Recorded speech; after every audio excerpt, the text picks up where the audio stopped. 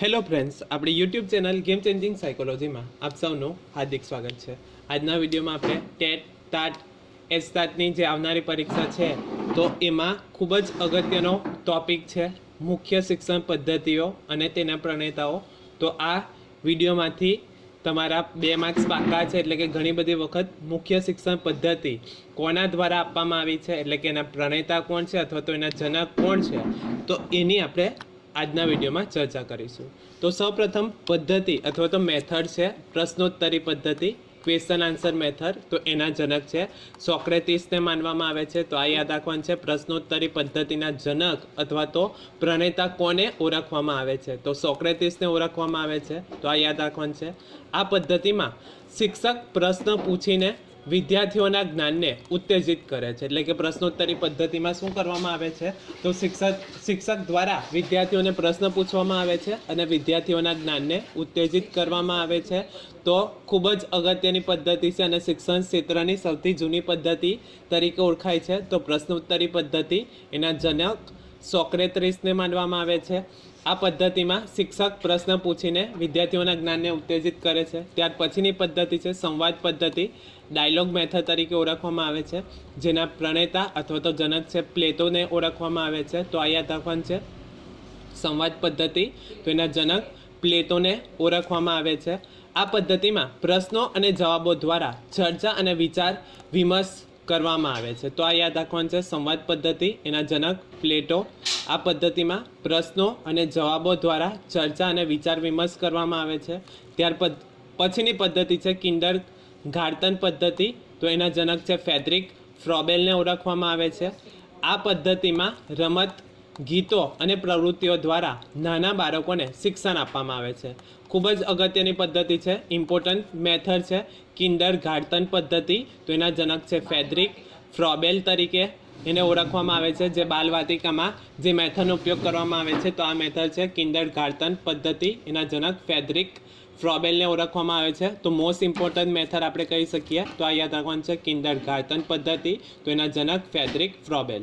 ત્યાર પછીની અગત્યની પદ્ધતિ છે મોન્ટેસરી પદ્ધતિ। આ પણ ઘણી બધી વખત પ્રશ્ન પૂછાય છે, મોન્ટેસરી પદ્ધતિ, તો એના જનક છે ડૉક્ટર મારિયા મોન્ટેસરી। તો આ યાદ રાખવાનું છે, મોન્ટેસરી મેથડ તો એના જનક છે ડૉક્ટર મારિયા મોન્ટેસરી। આ પદ્ધતિ સ્વનિર્દેશિત પ્રવૃત્તિઓ અને વ્યવસ્થિત શિક્ષણ સામગ્રી દ્વારા સ્વતંત્રતા અને કુદરતી વિકાસ પર ભાર મૂકે છે। તો યાદ રાખવાનું છે, મોન્ટેસરી પદ્ધતિના જનક ડૉક્ટર મારિયા મોન્ટેસરીને ઓળખવામાં આવે છે। ત્યાર પછીની મેથડ છે રોજેક પદ્ધતિ, તો એના જનક છે વિલિયમ હર્ટ કિલપેટ્રિક। આ પણ મોસ્ટ ઇમ્પોર્ટન્ટ મેથડ આપણે કહી શકીએ, તો આ યાદ રાખવાનું છે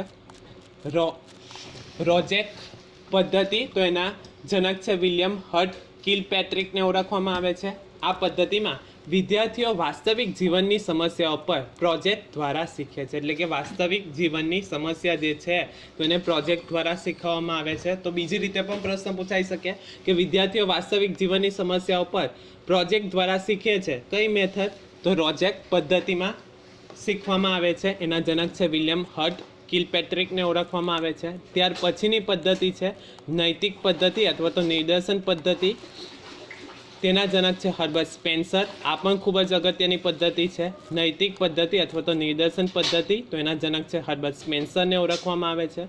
આ પદ્ધતિમાં શિક્ષક પ્રયોગો અથવા તો ઉદાહરણો દ્વારા કોઈ ખ્યાલ દર્શાવે છે, એટલે કે શિક્ષક જ્યારે કંઈ ભણાવતા હોય તો અલગ અલગ પ્રયોગો આવતા હોય અથવા તો એક્ઝામ્પલ દ્વારા શીખવામાં આવે છે। તો આ યાદ રાખવાનું છે, નૈતિક પદ્ધતિ અથવા તો નિદર્શન પદ્ધતિ, એના જનક છે હર્બર્ટ સ્પેન્સરને ઓળખવામાં આવે છે। ત્યાર પછીની ખૂબ જ અગત્યની પદ્ધતિ છે વ્યવહારવાદ પદ્ધતિ, તો એના જનક છે જ્હોન ડ્યુઈને ઓળખવામાં આવે છે। આ પણ અગત્યની પદ્ધતિ છે વ્યવહારવાદ પદ્ધતિ, એના જનક છે જ્હોન ડ્યુઈને ઓળખવામાં આવે છે। આ પદ્ધતિમાં શું કરવામાં આવે છે, તો અનુભવ અને પ્રવૃત્તિ દ્વારા શીખવવા પર ભાર મૂકવામાં આવે છે, એટલે કે અનુભવ અને પ્રવૃત્તિઓ દ્વારા શીખવા પર ભાર મૂકવામાં આવે છે। તો અગત્યની પદ્ધતિ જે ન્યૂ એનઈપી છે તો એના ઉપર આના પર ભાર મૂકવામાં આવ્યો છે। વ્યવહારવાદી પદ્ધતિ જનક જ્હોન ડ્યુઈને ઓળખવામાં આવે છે, અનુભવ અને પ્રવૃત્તિ દ્વારા શીખવવા પર ભાર મૂકવામાં આવે છે। ત્યાર પછીની પદ્ધતિ છે રૈખિક અભિક્રમિક અધિનિયમ, તો આના જનક છે BF સ્કિનરને ઓળખવામાં આવે છે, તો આ પણ અગત્યનું છે. આ પદ્ધતિમાં શિક્ષણને નાના નાના પગલાંમાં વિભાજિત કરવામાં આવે છે, જેમાં વિદ્યાર્થીને તાત્કાલિક પ્રતિસાદ એટલે કે પ્રોત્સાહન મોટિવેશન આપવામાં આવે છે. તો અગત્યની પદ્ધતિ છે રૈખિક અભિક્રમિત અભિનિયમન પદ્ધતિ. તો BF સ્કિનરને ઓળખવામાં આવે છે. આ પદ્ધતિમાં શિક્ષણને નાના પગલાંમાં અથવા તો નાના નાના વિભાગમાં વહેંચવામાં આવે છે અને વિદ્યાર્થી સ્ટેપ બાય સ્ટેપ આગળ વધે તો એને મોટિવેશન આપવામાં આવે છે, પ્રબલન આપવામાં આવે છે, પ્રોત્સાહન આપવામાં આવે છે. તો આ યાદ રાખવાનું છે. હવે જોઈએ બીજી અન્ય અગત્યની શિક્ષણ પદ્ધતિઓ. આ પણ ઘણી બધી અગત્યની છે. તો સૌપ્રથમ છે હ્યુરિસ્ટિક મેથડ, જેને શોધ પદ્ધતિ કહેવામાં આવે છે. એના પ્રણેતા કોણ છે? તો H.E. આર્મસ્ટ્રોંગને હ્યુરિસ્ટિક પદ્ધતિના જનક કહેવામાં આવે છે. આ પણ ખૂબ જ અગત્યની મેથડ છે. Heuristic method H.E. આર્મસ્ટ્રોંગને ઓળખવામાં આવે છે. આ મેથડની મુખ્ય વિશેષતા અથવા તો સિદ્ધાંત શું છે? તો વિદ્યાર્થીને જાતે જ્ઞાન શોધવા અને સમસ્યાનું નિરાકરણ કરવા માટે પ્રોત્સાહિત કરવું. હું શોધું છું ના સિદ્ધાંત પર આધારિત છે. તો હ્યુરિસ્ટિક મેથડ જે છે તો એ ના પ્રણેતા કોણ છે? તો H.E. આર્મસ્ટ્રોંગને ઓળખવામાં આવે છે. ત્યારબાદ છે ડાલ્ટન મેથડ. આ પણ અગત્યની છે. એના જનક કોણ છે? તો હેલન પાર્કહર્સ્ટ જે છે તો એ ડાલ્ટન પદ્ધતિના જનક કહેવામાં આવે છે. મુખ્ય સિદ્ધાંત અથવા તો વિશેષતા શું છે? તો વિદ્યાર્થીને સ્વતંત્રતા અને સમયની મર્યાદામાં પોતાનું કામ પૂર્ણ કરવાની જવાબદારી આપવી, તેમજ કોઈ નિયત વર્ગખંડ સમયપત્રક હોતું નથી. એટલે કે ચોક્કસ સમય મર્યાદામાં એણે કામ પૂરું કરવાનું હોય છે અને સમયપત્રક જોવા મળતું નથી. ત્યારબાદ છે બુનિયાદી શિક્ષણ, જેને વર્ધા યોજના કહેવામાં આવે છે. આ પણ ઘણી ઇમ્પોર્ટન્ટ પદ્ધતિ આપણે કહી શકીએ. બુનિયાદી શિક્ષણ અથવા તો વર્ધા યોજના કોના દ્વારા આપવામાં આવી છે? તો મહાત્મા ગાંધી દ્વારા. મુખ્ય સિદ્ધાંત અથવા તો વિશેષતા શું છે? તો કામ દ્વારા શિક્ષણ, લર્નિંગ બાય ડુઈંગ પર ભાર મૂકવામાં આવે છે. બાળકને તેના હસ્તકલા કૌશલ્ય દ્વારા શિક્ષણ આપવું અને તેને આત્મનિર્ભર બનાવવો, આ પદ્ધતિનો મુખ્ય સિદ્ધાંત અથવા તો વિશેષતા છે.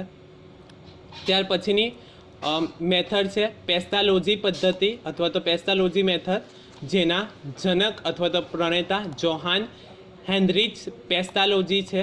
આ સિદ્ધાંતની મુખ્ય વિશેષતા શું છે? તો નિરીક્ષણ દ્વારા શિક્ષણ, લર્નિંગ થ્રુ ઓબ્ઝર્વેશન પર ભાર મૂકવામાં આવે છે.